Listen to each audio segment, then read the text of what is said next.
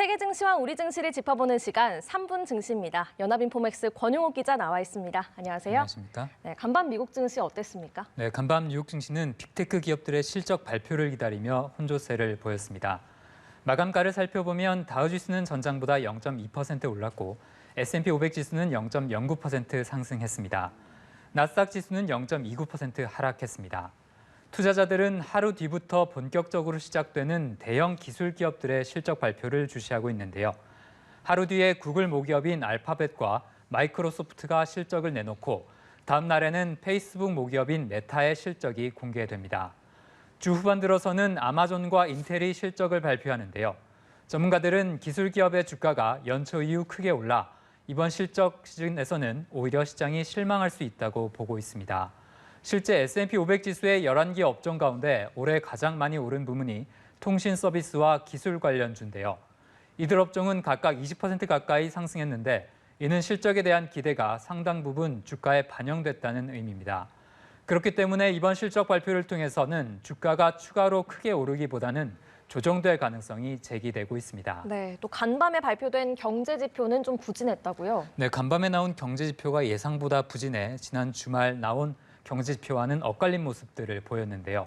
시카고 연방준비은행에 따르면 미국의 경기를 보여주는 전미활동지수가 마이너스 0.19를 기록해 2개월 연속 마이너스를 보였습니다.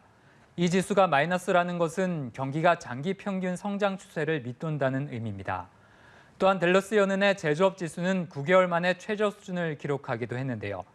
최근 나오는 지표들의 방향성이 다소 엇갈리고 있는데 시장은 이번 주 후반에 나올 1분기 GDP와 3월 개인 소비 지출을 통해 전반적인 경기와 소비 흐름을 점검할 것으로 예상됩니다. 네, 또 은행권 파산 사태로 주목받았던 지역은행의 실적 또 발표가 됐는데 어떻게 나왔습니까? 네, 사실 간밤 시장이 가장 크게 주목한 것 중 하나는 퍼스트 리퍼블릭이라는 지역은행의 실적이었는데요.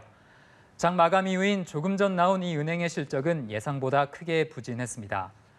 은행의 1분기 총 예금이 전분기 대비 41% 급감한 것으로 나타났는데요. 네. 퍼스트 리퍼블릭은 실리콘밸리 은행 붕괴 이후 위기설이 끊이지 않았던 곳인 만큼 이번 실적 발표를 계기로 은행권에 대한 우려가 다시 커질 것으로 예상됩니다.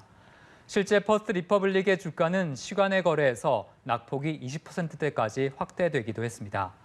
또 주목할 만한 개별 종목으로는 베드베스앤드비욘드가 주말 동안 파산 보호를 신청했다는 소식에 회사 주가가 35% 급락했습니다. 네, 마지막으로 오늘 코스피 전망 짚어주시죠. 네, 어제 코스피는 국내 수급 이슈가 영향을 미치며 1% 가까이 하락했는데요. 지수는 2,524부근에서 거래됐습니다. 오늘 코스피는 어제 하락에 대한 되돌림 등의 강보합권에서 출발할 것으로 전망되는데요. 국내 증시는 어제 특정 외국계 증권사의 매도세 속에 코스닥 종목을 포함해 총 8개 종목이 하한가로 장을 마쳤습니다. 시장에서는 특정 사모펀드에 문제가 생기면서 장외 파생 상품의 매물이 쏟아졌다는 분석이 나오고 있습니다. 코스피는 오늘도 수급 불안 속에 장중 변동성이 크게 확대될 수도 있겠습니다. 네, 알겠습니다. 3분 증시 권용욱 기자와 함께했습니다. 고맙습니다.